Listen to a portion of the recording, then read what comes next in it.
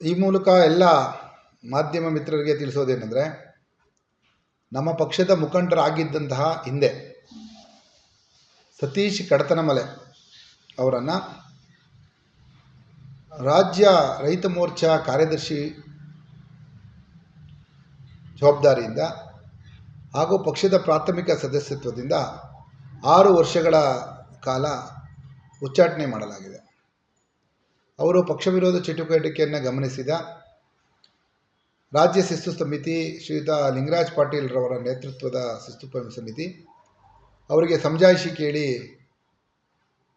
ಕೊಟ್ಟಂಥ ಪತ್ರಕ್ಕೆ ಅವರು ಸರಿಯಾದ ವಿವರಣೆಯನ್ನು ನೀಡದೇ ಇದ್ದ ಕಾರಣ, ಅವರ ವಿವರಣೆ ಸರಿಯಾಗಿಲ್ಲ ಅಂತ ಹೇಳಿ ಮತ್ತು ಅವರು ಪಕ್ಷ ವಿರೋಧಿ ಚಟುವಟಿಕೆಗಳನ್ನು ಮುಂದುವರಿಸಿದ ಕಾರಣ ಸ್ಥಳೀಯ ಸುದ್ದಿ ಸಂಸ್ಥೆಗಳಲ್ಲಿ ಹಾಗೂ ಸಾಮಾಜಿಕ ಜಾಲತಾಣಗಳಲ್ಲಿ ಪಕ್ಷದ ನಾಯಕರ ವಿರುದ್ಧ ಅವಹೇಳನಕಾರಿ ಮಾತುಗಳನ್ನು ಆಡುವುದರ ಮುಖಾಂತರ ಪಕ್ಷಕ್ಕೆ ಮುಜುಗರ ಉಂಟು ಮಾಡಿದ್ರಿಂದ ಅವರನ್ನು ಪಕ್ಷದ ಎಲ್ಲ ಜವಾಬ್ದಾರಿಗಳಿಂದ ನಿಯುಕ್ತಿಗೊಳಿಸಿ ಅವರನ್ನು ವಜಾ ಮಾಡಲಾಗಿದೆ.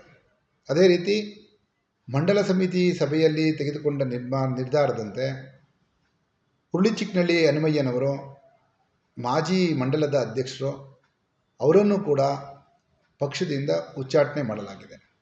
ಅವರು ಕೂಡ ಪಕ್ಷದ ಮುಖಂಡರ ವಿರುದ್ಧ ಪಕ್ಷಕ್ಕೆ ಮುಜುಗರವಾಗುವಂತೆ ಮಾತಾಡೋದ್ರಿಂದ ಪಕ್ಷಕ್ಕೆ ಅವರಿಂದ ಹಿನ್ನಡೆಯಾಗಿರುವುದನ್ನು ಗಮನಿಸಿ ಮಂಡಲ ಸಮಿತಿ ಸಭೆಯಲ್ಲಿ ಅದನ್ನು ಮಂಡಿಸಿ ಅವರಿಗೆ ನೋಟಿಸನ್ನು ಜಾರಿ ಮಾಡಿ ಅವರ ಅಭಿಪ್ರಾಯಗಳನ್ನು ತಿಳಿಸುವಂತೆ ಕೇಳಲಾಗಿತ್ತು.